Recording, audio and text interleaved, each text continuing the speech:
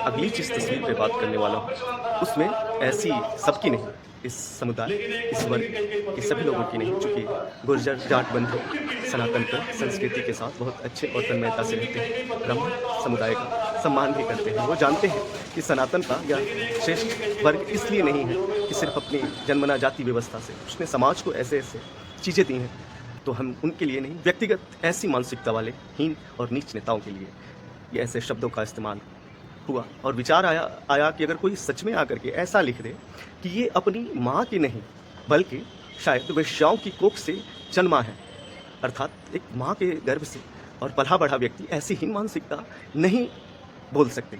ये उस कुल के, उस खानदान की भी नाक डुबा रहे हैं। और ऐसे नीच मानसिकता के नेता अगर सदन में जाएंगे और समाज के नेतृत्व करता अर्थात नेता होंगे, तो उस समाज का क्या होगा जहाँ से ये आए होंगे, जिसके ये आदर्श होंगे।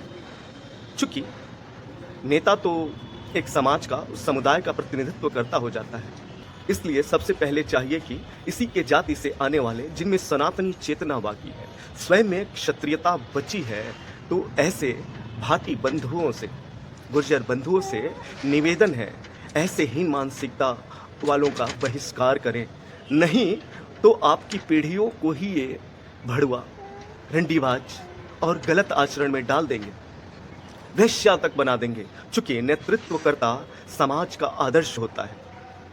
सभी से आह्वान करते हैं, जाट, गुर्जर, यादव, क्षत्रिय, समस्त बहुजन वर्ग, सवर्ण वर्ग से, कि जागिए और सत्यता से, प्रेम से एक होकर के एकता समरसता को पकड़िए, वरना ऐसे गेहुआ अंग्रेज, गोरों के बाद ऐसे गेहुआ अंग्रेज ऐसे ही फूट डाल आपस में लड़ा के, गुलाम बना के स्वयं राज करेंगे।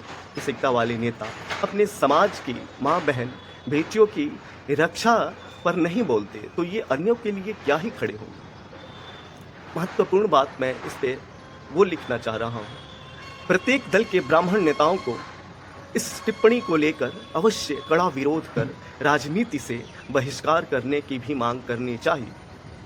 अन्यथा ऐसे ब्राह्मण नेताओं की चुप्पियाँ ये सिद्ध कर देंगी कि आप ऐसे ही हैं, अर्थात आप वेश्याओं से भी बुरे हैं। अगर आप चुप रहते मंदिर जाते हैं आप? ना, मैं नहीं जाता। एक पार्टी के मैं जरूरत ही नहीं समझता। मैं जरूरत इसलिए नहीं समझता किसी पार्टी के नेता या कि पहली बात तो अभी मेरी रिसर्च ये चल रही है कि भगवान है या नहीं है। मैं मोहम्मद साहब से बड़ा महापुरुष किसी को नहीं मानता। तो सच में मोहम्मद साहब अकेले ऐसे व्यक्ति हैं जो धर्म संस्थापक भी हैं, जो समाज सुधारक भी हैं और जो शासक भी हैं।